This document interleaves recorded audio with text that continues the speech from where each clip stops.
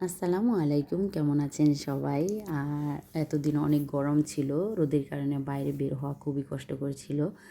আলহামদুলিল্লাহ, আল্লাহর রহমতের বাতাস বৃষ্টি এখন দুইটাই হয়েছে, আবহাওয়া খুবই ঠান্ডা। তাই আমি আজকে আমাদের ছাদে এসেছি, কিন্তু কিছুদিন আগে থেকে আম্মু বলছিল আমি যেন ছাদে আসি এবং ছাদের গাছের যে আমগুলো হয়েছে ওগুলো যেন আমি দেখে যাই।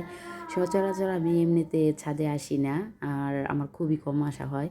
যদি ছাদে কোনো কিছু ফল বা তরকারি হয় ওগুলো আম্মু আমাকে দেখে যাওয়ার জন্য বলে, তখন আমি হয়তো বা এসে দেখে যাই, এতটুকুই। আর ছাদের সবগুলাই গাছ আম্মুর হাতে অনেক যত্ন করে লাগানো।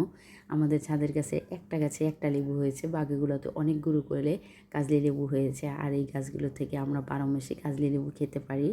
আর আমাদের ছাদের গাছে 9টা আম গাছ, যদিও 3টা আম গাছে এই বছর শুধু আম এসেছে, বাকিগুলো সবগুলোই খালি, কোনোটাতে আর আম আসেনি। যদিও মুকুল এসেছিল, কিন্তু অতি গরম আর রোদের কারণে সব মুকুলই আগেই পুড়ে গেছে। এখন বর্তমানে কোনো তরকারি নেই, তো কিন্তু আম্মু তরকারিগুলো আবার লাগাবে ইনশাল্লাহ। আমরা আমাদের যেই সব ইগুলো হয় বা লাগালে ওগুলো আমরা খেয়েও আশেপাশে সবাই খেতে পারে। আর সব কিছুই আম্মু অনেক যত্ন করে, যত্নের কারণে সব কিছু হয়। আর আমার জন্য অতি যত্ন করে আম্মু আর আমার ছেলে 2টা মেহেন্দি গাছ লাগিয়েছে। ভালো থাকবেন সবাই, সুস্থ থাকবেন, আল্লাহ হাফেজ।